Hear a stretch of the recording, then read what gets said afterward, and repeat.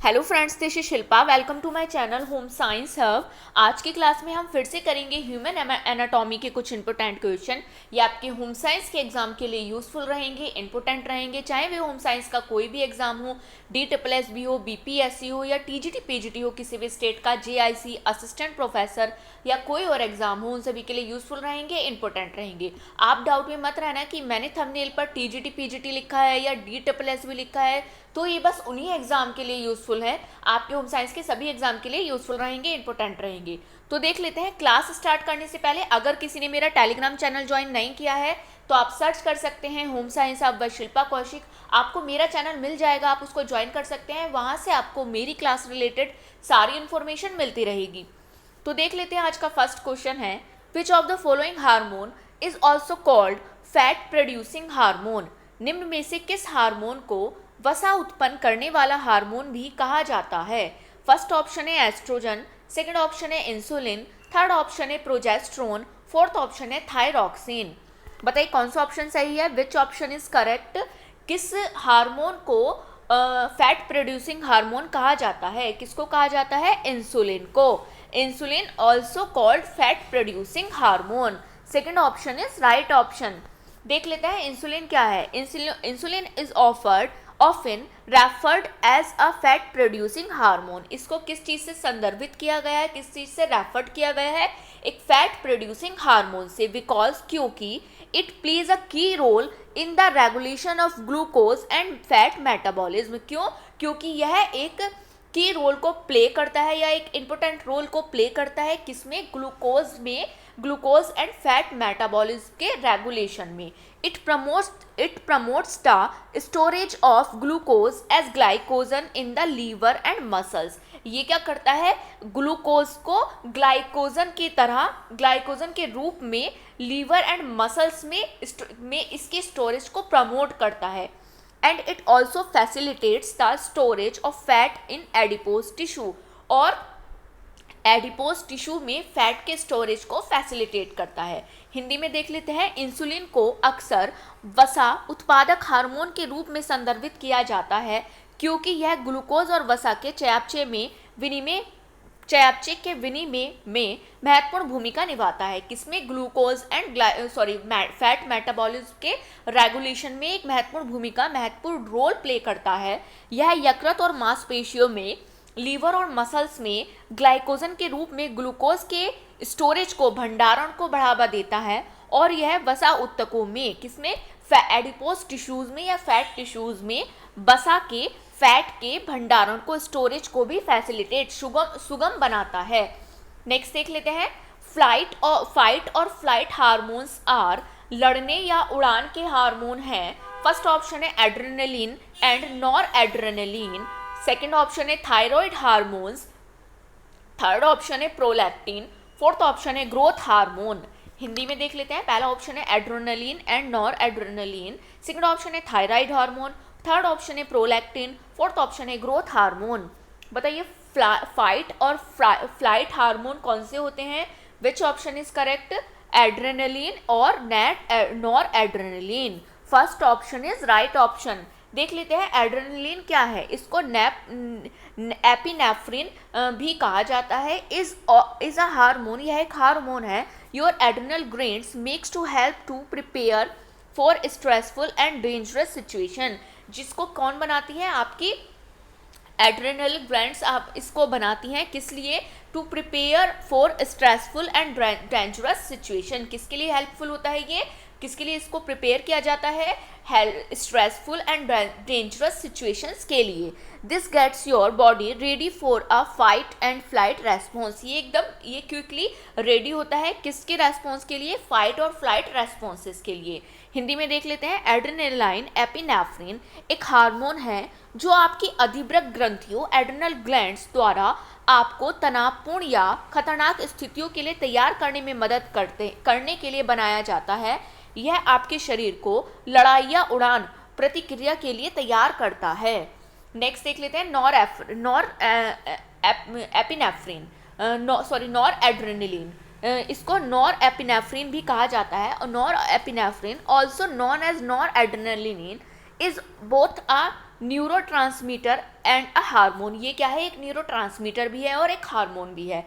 It plays an important role in your body's fight और flight role response. ये क्या है, एक इम्पोर्टेंट रोल प्ले करता है किसमें, किसके रेस्पॉन्स में, फाइट और फ्लाइट के रेस्पॉन्स में। एज अ मेडिसिन, मेडिसिन के रूप में norepinephrine is used to increase and maintain blood pressure in limited. ये क्या करता है, एक मेडिसिन के रूप में क्या करता है, ब्लड प्रेशर को इंक्रीज करता है और मेंटेन करने का काम करता है short term serious health situation, और short term serious health situations को मेंटेन करने का काम करता है। हिंदी में देख लेते हैं। नॉर एड्रेनलिन के नाम से भी जाने जाने वाला नॉर एपिनेफ्रिन एक न्यूरोट्रांसमीटर और हार्मोन दोनों है। यह आपके शरीर की लड़ाई या भागने की प्रतिक्रिया में एक महत्वपूर्ण भूमिका निभाता है। यह दवा के रूप में नॉर एपिनेफ्रिन, नॉरपिनेफ्राइन का उपयोग सीमित अल्पकालिक गंभीर स्वास्थ्य स्थितियों में रक्तचाप को बढ़ाने और बनाए रखने में मदद करता है। नेक्स्ट देख लेते हैं। What is the caused by deficiency of thyroxine. Thyroxine की कमी से क्या होता है। फर्स्ट ऑप्शन है स्कर्बी, सेकंड ऑप्शन है डर्मेटाइटिस, थर्ड ऑप्शन है हाइपोथायरॉयडिज्म, फोर्थ ऑप्शन है हाइपरथायरॉयडिज्म। बताइए क्या होता है थायरॉक्सिन की कमी से, विच ऑप्शन इज करेक्ट। क्या होता है, hypothyroidism. Third option is right option. देख लेते हैं हाइपोथायरॉयडिज्म क्या है। Hypothyroidism happens when the thyroid gland doesn't make enough thyroid hormone. Hypothyroidism कब होता है, जब थायरॉयड ग्लैंड एक इनफ थायरॉयड हार्मोन को नहीं बनाती है। This condition also called the under active thyroid. इस कंडीशन को अंडर एक्टिव थायरॉयड भी कहा जाता है। Hypothyroidism may not cause noticeable symptoms in its early stage. इसमें क्या है, एक नोटिसिएबल सिम्टम्स को नहीं देखा जाता है अर्ली स्टेज में, इसकी फर्स्ट स्टेज में। हिंदी में देख लेते हैं। हाइपोथायरॉयडिज्म तब होता है जब थायरॉयड ग्रंथि पर्याप्त थायरॉयड हार्मोन नहीं बनाती है। इस स्थिति को अंडर एक्टिव थायरॉयड भी कहा जाता है। हाइपोथायरॉयडिज्म के शुरुआती चरणों में ध्यान देने योग्य लक्षण नहीं हो सकता है। नेक्स्ट देख लेते हैं। The female sex hormone is, महिला लिंग हार्मोन है। फर्स्ट ऑप्शन है एंड्रोजन, सेकंड ऑप्शन है प्रोलैक्टिन, थर्ड ऑप्शन है एस्ट्रोजन, फोर्थ ऑप्शन है ऑक्सीटोसिन। बताइए फीमेल सेक्स हार्मोन, महिला लिंग हार्मोन किसको कहा जाता है, which option is correct, oestrogen को। Third option is right option. देख लेते हैं एस्ट्रोजन क्या है। Oestrogen is a category of sex hormone. ये क्या है, एक सेक्स हार्मोन की कैटेगरी है। Responsible for the development and, जो किसके डेवलपमेंट में रेस्पॉन्सिबल होती है, development responsible for the development and regulation of the female reproductive system। किसके डेवलपमेंट में और को रेगुलेट करती है, ये फीमेल के रिप्रोडक्टिव सिस्टम को और डेवलपमेंट को रेगुलेट करने का काम करती है। एंड सेकेंडरी सेक्स करेक्टरिस्टिक्स को और उनकी सेकेंडरी सेक्स करेक्टरिस्टिक्स को। हिंदी में देख लेते हैं। एस्ट्रोजन एक प्रकार का सेक्स हार्मोन है जो महिला प्रजनन प्रणाली और द्वितीय सेक्स विशेषताओं के विकास और विनियमन के लिए जिम्मेदार है। नेक्स्ट देख लेते हैं androgens. Androgens are a group of sex hormone. ये भी एक ग्रुप है सेक्स हार्मोन का। दे प्ले इनिशिएट प्यूबर्टी, जो क्या करती है, हेल्प करती है इनिशिएट प्यूबर्टी में, and play a role in reproductive health and body development. और क्या करती है, रोल प्ले करती है किसमें, रिप्रोडक्टिव हेल्थ में एंड बॉडी डेवलपमेंट में, स्पेशली किसके, मेल के। हिंदी में देख लेते हैं। एंड्रोजन सेक्स हार्मोन का एक समूह है। ये वे यौवन शुरू करने में मदद करते हैं और प्रजनन स्वास्थ्य और शरीर के विकास में भूमिका निभाते हैं। नेक्स्ट देख लेते हैं prolactin. Prolactin is a hormone, ये भी एक हार्मोन है that plays a role in many bodily process. क्या इनका भी एक मेन रोल प्ले होता है बॉडली प्रोसेस में, including breast development, milk production, and homeostasis किस में होता है, मिल्क प्रोडक्शन में, ब्रेस्ट डेवलपमेंट में, एंड ह्यूमियोस्टैटिस को मेंटेन करने का काम करते हैं, उसके डेवलपमेंट में वर्क करते हैं। It's also known as lactotropin and mammotropin, और इसको क्या कहा जाता है, लैक्टोट्रोपिन और मेमोट्रोपिन के नाम से भी इसको जाना जाता है। हिंदी में देख लेते हैं। प्रोलैक्टिन एक हार्मोन है जो स्तन विकास, दूध उत्पादन और होम्योस्टैटिस सहित कई शारीरिक प्रक्रियाओं में भूमिका निभाता है। इसे लैक्टोट्रोपिन और मेमोट्रोपिन के नाम से भी जाना जाता है। नेक्स्ट देख लेते हैं oxytocin. Oxytocin is a hormone, ये भी एक हार्मोन है that plays a role in human behaviour, ये एक ह्यूमन बिहेवियर में इंपॉर्टेंट रोल प्ले करता है, एंड द रिप्रोडक्टिव सिस्टम और रिप्रोडक्टिव सिस्टम में। It's produced in the hypothalamus, ये क्या करता है, हाइपोथैलेमस को प्रोड्यूस करता है एंड रिलीज करता है इनटू द ब्लड स्ट्रीम, किसमें, ब्लड स्ट्रीम में, बाय द पिट्यूटरी ग्लैंड, किसके द्वारा, पिट्यूटरी ग्लैंड के द्वारा हाइपोथैलेमस को प्रोड्यूस करता है और ब्लड स्ट्रीम में उसको रिलीज करने का काम करता है। Oxytocin is also known as love hormone and love drug, इसको लव हार्मोन और लव ड्रग भी कहा जाता है। हिंदी में देख लेते हैं। ऑक्सीटोसिन एक हार्मोन है जो मानव व्यवहार और प्रजनन प्रणाली में भूमिका निभाता है। यह हाइपोथैलेमस में निर्मित होता है और पिट्यूटरी ग्रंथि और रक्त प्रवाह में छोड़ा जाता है। ऑक्सीटोसिन को लव हार्मोन और लव ड्रग के रूप में भी जाना जाता है। नेक्स्ट देख लेते हैं। नेक्स्ट क्वेश्चन है, insulin is a hormone which is secreted from, insulin एक हार्मोन है जो स्रावित होता है। फर्स्ट ऑप्शन है alpha cells of pancreas, second option है beta cells of pancreas, third option है लीवर, फोर्थ ऑप्शन है गॉल ब्लैडर। हिंदी में देख लेते हैं। पहला ऑप्शन है पैनक्रियाज के अल्फा कोशिकाओं से, सेकंड ऑप्शन है पैनक्रियाज के बीटा कोशिकाओं से, थर्ड ऑप्शन है यकृत से, फोर्थ ऑप्शन है गॉल ब्लैडर से। हिंदी में बताइए कौन सा ऑप्शन सही है, which option is correct. Insulin एक हार्मोन है जो कहाँ से सिक्रीट होता है, which option is correct, beta cell of pancreas, pancreas के बीटा कोशिकाओं से। Second option is right option. Next देख लेते हैं। नेक्स्ट क्वेश्चन है, name the hormone that maintains normal blood glucose level in the human body, उस hormone का नाम बताइए जो मानव शरीर में रक्त ग्लूकोज स्तर को सामान्य रखता है। फर्स्ट ऑप्शन है एस्ट्रोजन, सेकंड ऑप्शन है कैल्सिटोनिन, थर्ड ऑप्शन है पैराथायरॉयड, फोर्थ ऑप्शन है इंसुलिन। बताइए कौन सा ऑप्शन सही है, विच ऑप्शन इज करेक्ट। उस हार्मोन का नाम बताइए जो मानव शरीर में रक्त ग्लूकोज स्तर को सामान्य रखता है, उसको इंसुलिन कहा जाता है। Fourth option is right option.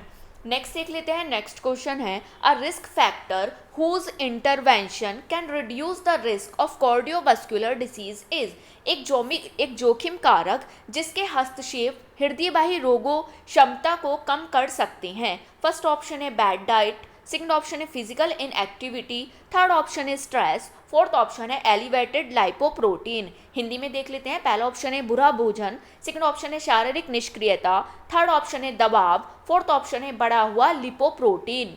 बताइए कौन सा ऑप्शन सही है, which option is correct.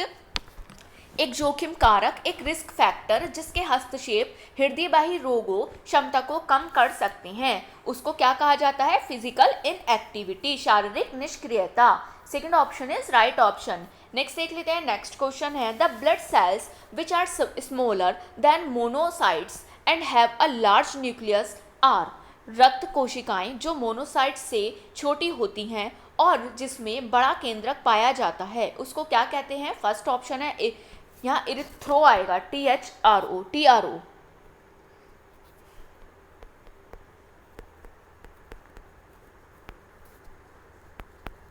Correct कर लेना, यहाँ भी थ्रो आएगा।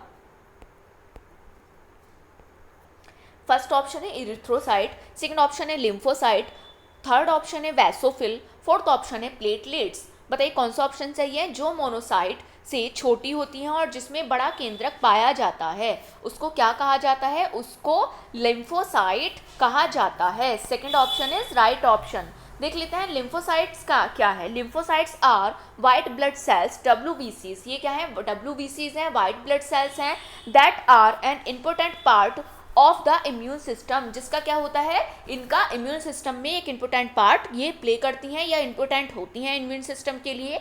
These cells specifically helps fight infection and the body's immune responses. ये क्या करती हैं, स्पेसिफिकली इम्यून रेस्पॉन्सेस के, बॉडी के इम्यून रेस्पॉन्सेस के लिए और इन्फेक्शंस के लिए फाइट करती हैं, उनके अगेंस्ट फाइट करती हैं। There are two main types of lymphocytes.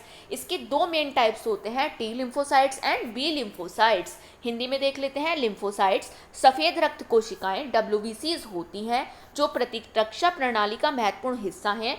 ये कोशिकाएं विशेष रूप से संक्रमणों से लड़ने और शरीर की प्रतिरक्षा प्रणाली में मदद करती हैं, प्रतिक्रिया में मदद करती हैं। मुख्य रूप से लिम्फोसाइट दो प्रकार के होते हैं, टी लिम्फोसाइट और बी लिम्फोसाइट। नेक्स्ट देख लेते हैं इरिथ्रोसाइट। इरिथ्रोसाइट क्या है, also called red blood cells, इनको RBCs या रेड ब्लड सेल्स भी कहा जाता है। Are responsible for transporting oxygen in the blood. इनका क्या ये किस चीज़ के लिए रेस्पॉन्सिबल होती हैं, ऑक्सीजन को ब्लड में ट्रांसपोर्ट करने के लिए रेस्पॉन्सिबल होती हैं। दे कंटेन होमोग्लोबिन, इनमें क्या होता है, हीमोग्लोबिन इनमें पाया जाता है। विच बाइंड्स ऑक्सीजन, जो ऑक्सीजन को बाइंड करता है from the lungs and distributes, किससे, लंग से, एंड डिस्ट्रीब्यूट करता है in other parts of the body, अब बॉडी के अदर पार्ट्स में। हिंदी में देख लेते हैं इरिथ्रोसाइट्स, जिसे लाल रक्त कोशिकाएं RBCs भी कहा जाता है, रक्त में ऑक्सीजन परिवहन के लिए जिम्मेदार होती हैं। इसमें हीमोग्लोबिन होता है जो फेफड़ों से ऑक्सीजन बांधता है और शरीर के अन्य हिस्सों में इसे वितरित करता है। नेक्स्ट देख लेते हैं वैसोफिल। वैसोफिल क्या है, basophil are type of white blood cells, ये भी एक वाइट ब्लड सेल का टाइप है। That are part of the body's immune system, ये बॉडीज इम्यून सिस्टम का एक हिस्सा है, एक पार्ट है। They play an important role in allergic and inflammatory responses, ये एक इम्पोर्टेंट रोल को प्ले करता है किसके प्रति, इन्फ्लामेटरी रेस्पॉन्सेज एंड एलर्जीज के प्रति, against, and contain chemicals such as heparin and histamine, और इसमें हेपेरिन एंड हिस्टामिन जैसे कंटेन पाए जाते हैं। दैट हेल्प्स, जो हेल्प करते हैं expand blood vessels and control inflammation, किसको एक्सपेंड करते हैं, ब्लड वेसल्स को, और इन्फ्लेमेशन को कंट्रोल करने का काम करते हैं। हिंदी में देख लेते हैं वैसोफिल एक प्रकार की सफ़ेद रक्त कोशिकाएं WBCs हैं जो शरीर की प्रतिरक्षा प्रणाली का हिस्सा होती हैं। ये एलर्जी और सूजन की प्रतिक्रिया में महत्वपूर्ण भूमिका निभाते हैं और इसमें हेपेरिन और हिस्टामिन जैसे रसायन होते हैं जो रक्त कोशिकाओं का विस्तार करने और सूजन को नियंत्रित करने में महत्वपूर्ण होती हैं या मदद करती हैं, नेक्स्ट देख लेते हैं platelets. Platelets are called also called thrombocytes, इसको थ्रोम्बोसाइट्स भी कहा जाता है। आर स्मॉल, ये छोटी होती हैं, कलरलेस होती हैं, cellular fragments of blood that help blood clots, जो ब्लड क्लोट्स के लिए हेल्पफुल होती है। They form clots to stop bleeding in case of an injury और कट, अगर आपकी बॉडी में कहीं पर इंजरी हो जाती है, कट हो जाती है, तो ये क्या करती हैं, ब्लीडिंग को स्टॉप करने का काम और उसको क्लोट बनाने का काम करती हैं। Thereby beginning and healing bonds, और ये क्या करती हैं, अगर आपकी बॉडी में कहीं पर जख्म हो जाते हैं, बॉन्ड्स हो जाते हैं, तो उनको हील करने का काम भी इसके द्वारा किया जाता है। हिंदी में देख लेते हैं प्लेटलेट्स, जिन्हें थ्रोम्बोसाइट्स भी कहा जाता है, रक्त के छोटे रंगहीन कोशिकीय टुकड़े होते हैं जो रक्त के थक्के बनाने में मदद करते हैं। ये किसी चोट या कट के समय रक्तस्राव को रोकने के लिए थक्के बनाते हैं जिससे घाव भरने की प्रक्रिया शुरू होती है। नेक्स्ट देख लेते हैं, नेक्स्ट क्वेश्चन है which one group is considered universal donor, किस एक समूह को सर्वदाता माना जाता है। फर्स्ट ऑप्शन है ग्रुप O, सेकंड ऑप्शन है ग्रुप A, थर्ड ऑप्शन है ग्रुप B, फोर्थ ऑप्शन है ग्रुप AB। हिंदी में देख लेते हैं, पहला ऑप्शन है वर्ग O, सेकंड ऑप्शन है वर्ग A, थर्ड ऑप्शन है वर्ग B, फोर्थ ऑप्शन है वर्ग AB। बताइए कौन सा ऑप्शन सही है, विच ऑप्शन इज करेक्ट, किस समूह को, किस ब्लड ग्रुप को सर्वदाता यूनिवर्सल डोनर कहा जाता है। ग्रुप O को, वर्ग O को, first option is right option. Next देख लेते हैं, नेक्स्ट क्वेश्चन है RH फैक्टर इज, RH तत्व है, फर्स्ट ऑप्शन है type of antidote, second option है type of antigen, third option है type of antibody, fourth option है प्रेजेंस ऑफ रेम्यूनेटोइड अर्थराइटिस। बताइए कौन सा ऑप्शन सही है। हिंदी में देख लेते हैं, पहला ऑप्शन है एंटीडोट का प्रकार, सेकंड ऑप्शन है एंटीजन का प्रकार, थर्ड ऑप्शन है एंटीबॉडी का प्रकार, फोर्थ ऑप्शन है र्यूमेटोइड अर्थराइटिस की उपस्थिति। बताइए कौन सा ऑप्शन सही है। RH फैक्टर इज क्या होता है, type of antigen. Second option is right option. Next देख लेते हैं RH फैक्टर क्या है। RH factor is an inherited protein, ये क्या है, एक इनहेरिटेड प्रोटीन है that can be found on the surface of the red blood sales, जो RBCs के सरफेस पर, रेड ब्लड सेल के सरफेस पर पाया जाता है। If your body type is positive, यदि आपकी बॉडी पॉजिटिव होती है, पॉजिटिव टाइप की होती है, देन योर ब्लड मतलब RH पॉजिटिव होती है, देन योर ब्लड सेल्स, तब आपकी blood cells have the RH protein, तब आपकी ब्लड सेल्स में RH प्रोटीन पाया जाता है, सॉरी RH प्रोटीन पाया जाता है। If your body type is negative, और आप, यदि आपकी बॉडी क्या है, RH नेगेटिव है, then your body cells lack the RH protein, तब आपकी बॉडी में RH प्रोटीन लैक होता है। हिंदी में देख लेते हैं। RH फैक्टर एक वंशानुगत प्रोटीन है जो लाल रक्त कोशिकाओं की सतह पर पाया जा सकता है। अगर आपका ब्लड ग्रुप पॉजिटिव है तो आपकी रक्त कोशिकाओं में RH प्रोटीन होता है। अगर आपका ब्लड ग्रुप निगेटिव है तो आपकी रक्त कोशिकाओं में RH प्रोटीन की कमी होती है, RH प्रोटीन लैक करता है अगर आपकी बॉडी RH निगेटिव है। नेक्स्ट देख लेते हैं। नेक्स्ट क्वेश्चन है, haemoglobin is a protein of the following type. Haemoglobin निम्न प्रकार की प्रोटीन है। फर्स्ट ऑप्शन है सिंपल, सेकंड ऑप्शन है compound, third option combined, third option है ड्राइव्ड, फोर्थ ऑप्शन है एनिमल प्रोटीन। हिंदी में देख लेते हैं। पहला ऑप्शन है साधारण, सेकंड ऑप्शन है संयुक्त, थर्ड ऑप्शन है व्युत्पन्न, फोर्थ ऑप्शन है पशु प्रोटीन। बताइए कौन सा ऑप्शन सही है, which option is correct. Haemoglobin किस प्रकार का प्रोटीन है, विच टाइप ऑफ प्रोटीन, संयुक्त, combined. Second option is right option. Next देख लेते हैं। नेक्स्ट क्वेश्चन है, the immunity generated by white blood sales falls under which category. श्वेत रक्त कणिकाओं से उत्पन्न रोग निरोधक क्षमता किस कोटि के अंतर्गत आती है। फर्स्ट ऑप्शन है एक्वायर्ड इम्यूनिटी, सेकंड ऑप्शन है नेचुरल इम्यूनिटी, थर्ड ऑप्शन है आर्टिफिशियल इम्यूनिटी, फोर्थ ऑप्शन है नन ऑफ दीज। हिंदी में देख लेते हैं। पहला ऑप्शन है अर्जित रोग क्षमता, सेकंड ऑप्शन है प्राकृतिक रोग क्षमता, थर्ड ऑप्शन है कृत्रिम रोग क्षमता, फोर्थ ऑप्शन है इनमें से कोई नहीं। बताइए वाइट ब्लड सेल्स की जो इम्यूनिटी होती है वो किस कैटेगरी की होती है, नेचुरल इम्यूनिटी, प्राकृतिक रोग क्षमता। Second option is right option. Next देख लेते हैं। नेक्स्ट क्वेश्चन है, where are red blood cells formed in the human body. लाल रक्त कण मानव शरीर में कहाँ बनते हैं। फर्स्ट ऑप्शन है लीवर, सेकंड ऑप्शन है बोन मैरो, थर्ड ऑप्शन है किडनीज, फोर्थ ऑप्शन है पैनक्रियाज। हिंदी में देख लेते हैं। पहला ऑप्शन है यकृत, यकृति नहीं आएगा, यहाँ यकृत आएगा, टाइपिंग एरर है ये, करेक्ट कर लीजिएगा आप इसको। फर्स्ट ऑप्शन है यकृत, सेकंड ऑप्शन है अस्थि मज्जा, थर्ड ऑप्शन है गुर्दे, फोर्थ ऑप्शन है पैनक्रियाज। बताइए कौन सा ऑप्शन सही है। लाल रक्त कण मानव शरीर में कहाँ बनते हैं, कहाँ पर बनते हैं, बोन मैरो में, अस्थि मज्जा में। Second option is right option. Next देख लेते हैं। नेक्स्ट क्वेश्चन है, the iron containing protein present in colostrum is. Colostrum में उपस्थित लोह तत्व युक्त प्रोटीन है। फर्स्ट ऑप्शन है लैक्टोफेरिन, सेकंड ऑप्शन है हीमोग्लोबिन, थर्ड ऑप्शन है मायोग्लोबिन, फोर्थ ऑप्शन है ट्रांस आएगा, यहाँ करेक्ट कर लीजिएगा आप इसको, transferrin.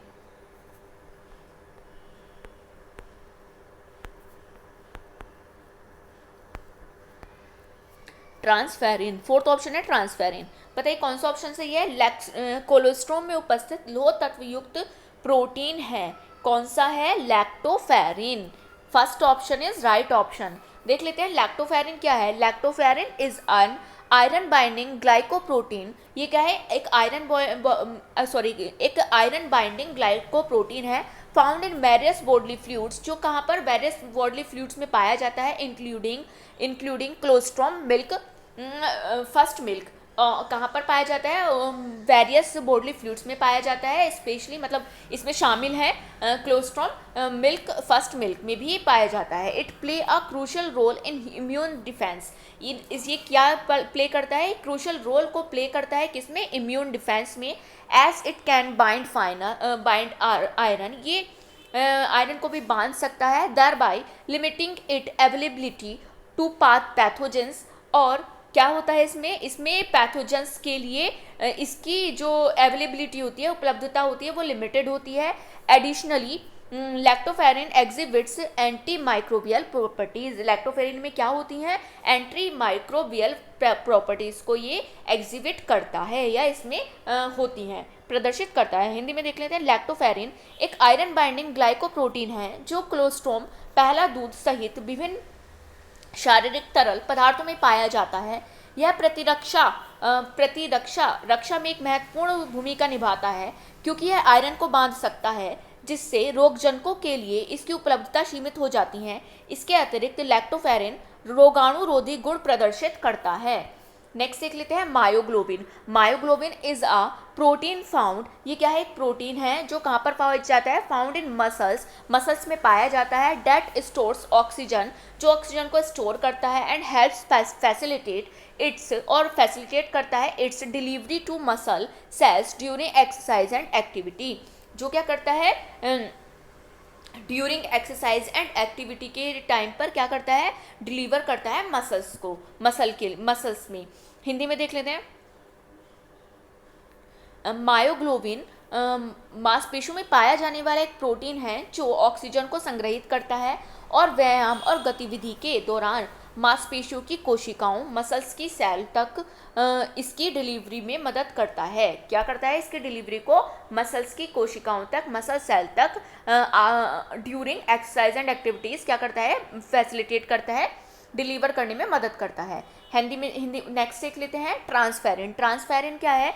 Transferrin is a glycoprotein, यह भी एक ग्लाइकोप्रोटीन है। दैट बाइंड्स आयरन आयंस, जो क्या करता है? आयरन आयंस को बाइंड करता है इन द ब्लड स्ट्रीम, किसमें? ब्लड स्ट्रीम में।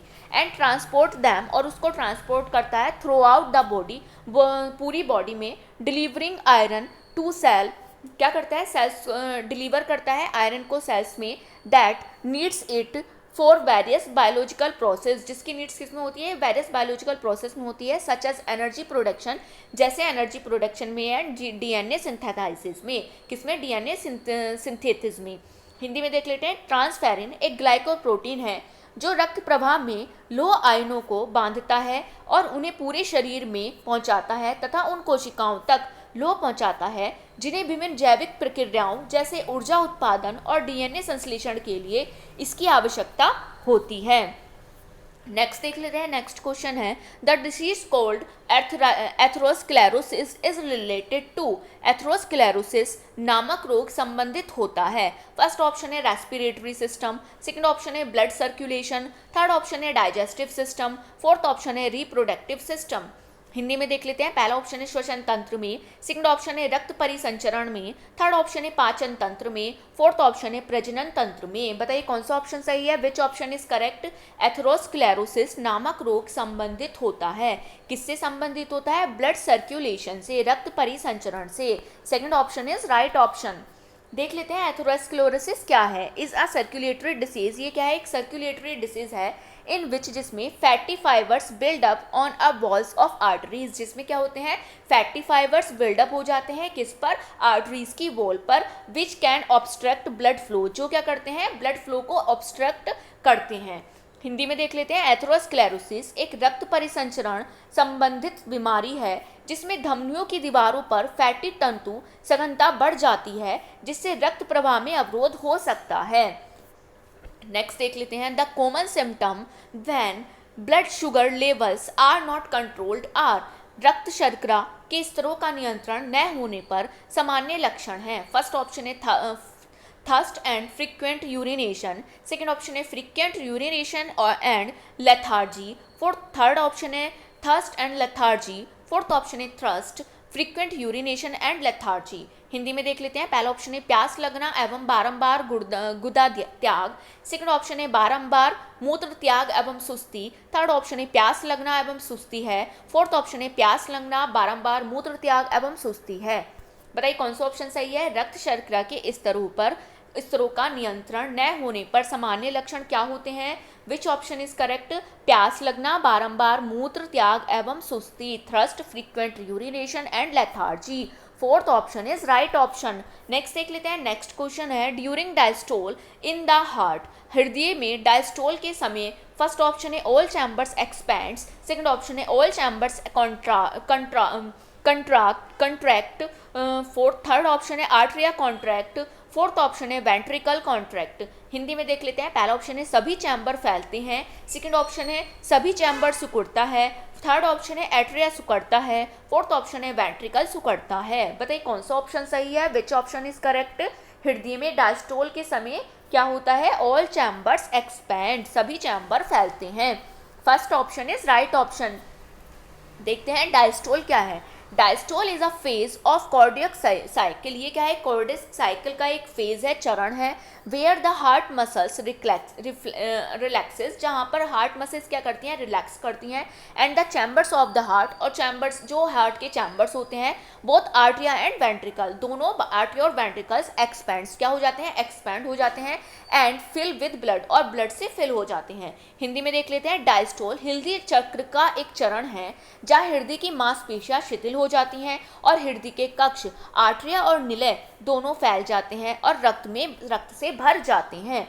नेक्स्ट देख लेते हैं। नेक्स्ट क्वेश्चन है, this part of the brain functions through involuntary fibres. मस्तिष्क का यह भाग अनैच्छिक तंतुओं के द्वारा कार्य करता है। फर्स्ट ऑप्शन है स्पाइनल कोड, सेकंड ऑप्शन है एक्सोन फाइबर्स, थर्ड ऑप्शन है मेड्यूला, फोर्थ ऑप्शन है कॉर्टेक्स। बताइए कौन सा ऑप्शन सही है। हिंदी में देख लेते हैं। पहला ऑप्शन है मेरुरज्जु, सेकंड ऑप्शन है अक्षतंतु, थर्ड ऑप्शन है मेड्यूला, फोर्थ ऑप्शन है कॉर्टेक्स।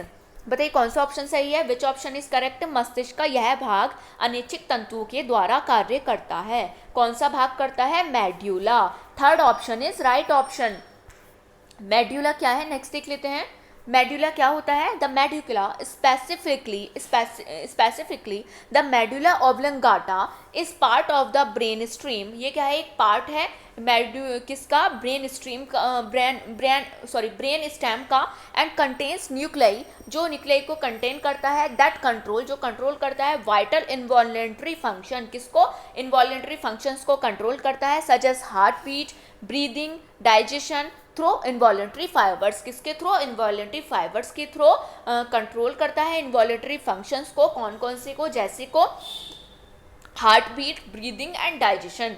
हिंदी में देख लेते हैं। मेडुला, विशेष रूप से मेडुला ओब्लंगाटा मस्तिष्क स्तंभ का एक हिस्सा है और इसमें नाभिक होते हैं जो अनैच्छिक तंतुओं के माध्यम से हृदय की धड़कन, श्वास और पाचन जैसे महत्वपूर्ण अनिच्छिक कार्यों को नियंत्रित करता है। नेक्स्ट देख लेते हैं। Spinal cord is a long cylindrical bundle of nerves. ये क्या है, long cylindrical bundle of nerves है that extends from brain stem, जो क्या करता है, ब्रेन स्ट्रीम में को एक्सटेंड्स होता है डाउन थ्रू द वेंट्रम, और कहाँ से और कहाँ से, कशेरुकाओं से या वर्टेब्रल से क्या होता है, डाउन होता है, निकलता है वर्टेब्रल कॉलम से। It serves as a vital pathway for transmission sensory and motor information. ये क्या करता है, एक वाइटल पाथवे को सर्व करता है, ट्रांसमिशन को, किसके, मैसेज को ट्रांसमिशन करता है, सेंसरी एंड मोटर इन्फॉर्मेशन को, कि मैसेज को ट्रांसफर करने का काम करता है। बिटवीन द, किसमें, between the brain and the rest of the body, किसके बीच में, ब्रेन के और पूरी बॉडी के बीच में। कंट्रोलिंग रिफ्लेक्सेस को कंट्रोल करता है। एंड कोऑर्डिनेटिंग मूवमेंट्स, और मूवमेंट को कोऑर्डिनेट करने का काम करता है।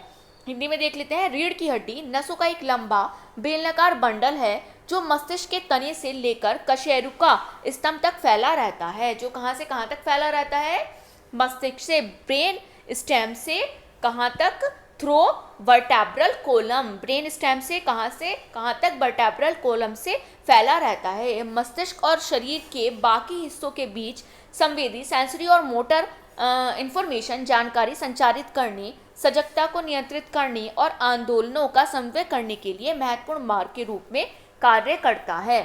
नेक्स्ट देख लेते हैं। एक्सोन फाइबर, ये क्या है, are long cylinder projection of nerve cells. ये क्या है, न्यूरॉन्स। ये क्या है, न्यूरॉन्स के, नर्व सेल्स के क्या है, लॉन्ग सिलेंडर प्रोजेक्शन है दैट ट्रांसमिट इलेक्ट्रिक इम्पल्सेस, जो क्या करता है, इलेक्ट्रिक इम्पल्सेस को ट्रांसमिट करता है away from the cell body to other neurons. कहाँ से, सेल बॉडी से अदर न्यूरॉन्स तक, मसल्स तक एंड ग्लैंड्स तक। They are essential for communication, ये कम्युनिकेशन के लिए इसेंशियल होते हैं। Within the nerve system enabling the rapid transmission, किसके विद इन, नर्व सिस्टम के within. Enabling the rapid transmission, ये क्या करते हैं, इनेबल करते हैं रैपिड ट्रांसमिशन को, ऑफ सिग्नल्स को ओवर लॉन्ग डिस्टेंस, कहाँ तक? लॉन्ग डिस्टेंस तक। हिंदी में देख लेते हैं। एक्सोन फाइबर तंत्रिका कोशिकाओं न्यूरॉन के लंबे पतले उभार होते हैं जो विद्युत आवेगों को कोशिका शरीर से दूर अन्य न्यूरॉन्स, मांसपेशियों या ग्रंथियों तक पहुंचाते हैं। ये तंत्रिका तंत्र के भीतर संचार के लिए आवश्यक हैं, जिससे लंबी दूरी तक संकेतों का तेजी से संचरण संभव होता है। नेक्स्ट देख लेते हैं कॉर्टेक्स। कॉर्टेक्स क्या है? Cortex refers to the outer layer of the brain. ये क्या है? एक ब्रेन की आउटर लेयर है, known as the cerebral cortex. इसको सेरेब्रल कॉर्टेक्स के नाम से जाना जाता है। Which plays a critical role in higher cognitive function. ये क्या करती है? हायर कॉग्निटिव फंक्शन के लिए रोल प्ले करती है, such as thinking, perceiving, learning and language. जैसे थिंकिंग करने पर, परसीविंग पर, लर्निंग पर एंड लैंग्वेज पर। हिंदी में देख लेते हैं। कॉर्टेक्स मस्तिष्क की बाहरी परत को संदर्भित करता है, जिसे सेरेब्रल कॉर्टेक्स के रूप में जाना जाता है, जो सोचने, समझने, सीखने और भाषा जैसे उच्च संज्ञानात्मक कार्यों में महत्वपूर्ण भूमिका निभाता है। नेक्स्ट देख लेते हैं। The WBC number found in an adult human body is. एक वयस्क मनुष्य के शरीर में WBC संख्या पाई जाती है। फर्स्ट ऑप्शन है 6000 to 10,000, सेकंड ऑप्शन है 5000 to 10,000, थर्ड ऑप्शन है 3000 to 5000, फोर्थ ऑप्शन है 7000 to 8000। हिंदी में देख लेते हैं। पहला ऑप्शन है 6000 से 10,000, सेकंड ऑप्शन है 5000 से 10,000, थर्ड ऑप्शन है 3000 से 5000, फोर्थ ऑप्शन है 7000 से 8000। बताइए कौन सा ऑप्शन सही है? Which option is correct? एक वयस्क मनुष्य के शरीर में WBC संख्या पाई जाती है। कितनी होती है? 5000 से 10,000। Second option is right option. ये एग्जैक्ट नहीं है, एग्जैक्ट नंबर ये नहीं है। इन ऑप्शंस के अकॉर्डिंग आपका सेकंड ऑप्शन सही है। नेक्स्ट देख लेते हैं। The weight of a human brain is. मनुष्य के मस्तिष्क का वजन होता है। फर्स्ट ऑप्शन है 1400 ग्राम, सेकंड ऑप्शन है 1200 ग्राम, थर्ड ऑप्शन है 1000 ग्राम, फोर्थ ऑप्शन है 900 ग्राम। बताइए कितना होता है? ह्यूमन ब्रेन का वेट कितना होता है? 1400 ग्राम। और पाउंड में पूछेंगे तो 3 पाउंड। कितना? 3 पाउंड। तो कौन सा ऑप्शन आपका सही है? First option is right option. Next देख लेते हैं। नेक्स्ट क्वेश्चन है द लेंथ ब्रेथ। स्पेलिंग गलत है, करेक्ट कर लीजिएगा आप।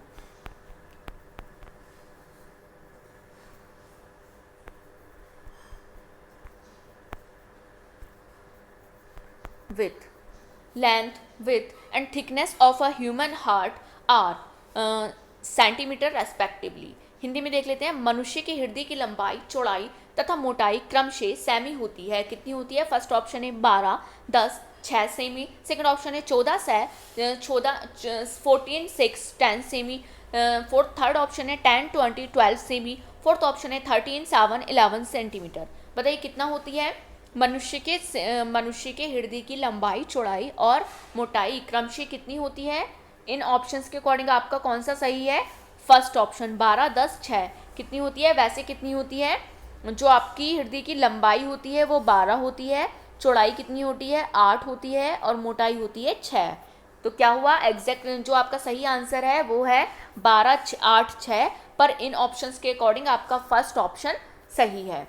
नेक्स्ट देख लेते हैं। नेक्स्ट क्वेश्चन है contaminated blood is collected from the whole body by. संपूर्ण शरीर से दूषित रक्त एकत्रित करती है। फर्स्ट ऑप्शन है वेन्स, सेकंड ऑप्शन है आर्टरीज, थर्ड ऑप्शन है कैपिलरी वेसल्स, फोर्थ ऑप्शन है सेल्स। हिंदी में देख लेते हैं। पहला ऑप्शन है शिराएं, सेकंड ऑप्शन है धमनी, थर्ड ऑप्शन है केशवाहिनी, फोर्थ ऑप्शन है कोशा। बताइए कौन सा ऑप्शन सही है? कंटेमिनेटेड ब्लड कौन बॉडी से कलेक्ट करता है? वेन्स, शिराएं।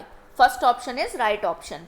नेक्स्ट देख लेते हैं। नेक्स्ट क्वेश्चन है normal fasting glucose concentration in blood are. खून में फास्टिंग ग्लूकोज की सामान्य सघनता होती है। फर्स्ट ऑप्शन है 70 to 110 mg per 100 ml, second option है 110 to 120 mg per 100 ml, third option है 120 to 130 mg per 100 ml, fourth option है more than 130 mg per 100 ml। बताइए कौन सा ऑप्शन सही है? Which option is correct? 70 से 110 mg पर 100 ml 100 ml, दूसरा ऑप्शन है 110 से 120 mg पर 100 ml, थर्ड ऑप्शन है 120 से 130 mg पर 100 ml, फोर्थ ऑप्शन है 130 से ज़्यादा मोर देन 130 mg पर 100 ml। बताइए कौन सा ऑप्शन सही है। Normal fasting glucose concentration in blood are कितनी होती है, 70 to 110 mg पर 100 ml। First option is right option. Next देख लेते हैं, नेक्स्ट क्वेश्चन है the desired level of total cholesterol in the blood is, रक्त में कुल कोलेस्ट्रॉल का वांछित स्तर है। फर्स्ट ऑप्शन है लेस देन 200 mg पर dl, सेकंड ऑप्शन है 200 to 240 mg पर dl, थर्ड ऑप्शन है 240 to 300 mg पर dl, फोर्थ ऑप्शन है मोर देन 300 mg पर dl। बताइए कौन सा ऑप्शन सही है। 200 से कम mg पर dl, 200 से 240 mg पर dl, थर्ड ऑप्शन है 240 से 300 mg पर dl, फोर्थ ऑप्शन है 300 से ज़्यादा mg पर dl। बताइए रक्त में कुल कोलेस्ट्रॉल का वांछित स्तर कितना होता है, 200 से 240 कितना होता है, 200 to 240 mg पर dl। वैसे एग्जैक्ट कितना है, 239 mg पर dl, पर इन ऑप्शंस के अकॉर्डिंग आपका सेकंड सही है। 40 क्या है, हाईएस्ट होता है। नेक्स्ट देख लेते हैं, नेक्स्ट है the vitamin that stops bleeding is, रक्तस्राव को रोकने वाला विटामिन है। फर्स्ट ऑप्शन है ए, सेकंड ऑप्शन है डी, थर्ड ऑप्शन है ई, फोर्थ ऑप्शन है के। बताइए कौन सा विटामिन रक्तस्राव को ब्लीडिंग को स्टॉप करता है, विटामिन के। Fourth option is right option. ये आपका लास्ट क्वेश्चन था। आई होप आपको आज का सेशन अच्छा लगा होगा, आज की क्लास अच्छी लगी होगी। तो ऐसे ही मेरी क्लास में बने रहिए। अगर आपको मेरी वीडियोस अच्छी लगती हैं, आपको लगता है मेरी वीडियोस आपके लिए यूजफुल है, इन्फॉर्मेटिव है, तो प्लीज़ वीडियो को लाइक एंड शेयर कीजिए एंड कमेंट सेक्शन में अपनी रिव्यूज़ जरूर दीजिए आपको क्लास कैसी लगी। एंड डिस्क्रिप्शन बॉक्स में मैंने अपने टेलीग्राम चैनल का लिंक दिया हुआ है, आप उसको भी ज्वाइन कर सकते हैं। वहाँ से आपको मेरी क्लास रिलेटेड सारी इन्फॉर्मेशन मिलती रहेगी। And don't forget to subscribe my channel, मेरे चैनल को सब्सक्राइब करना ना भूलें एंड बेल आइकन को जरूर प्रेस कीजिए, जिससे आपको मेरी वीडियोस की नोटिफिकेशन मिल सके। Thank you, thanks for watching.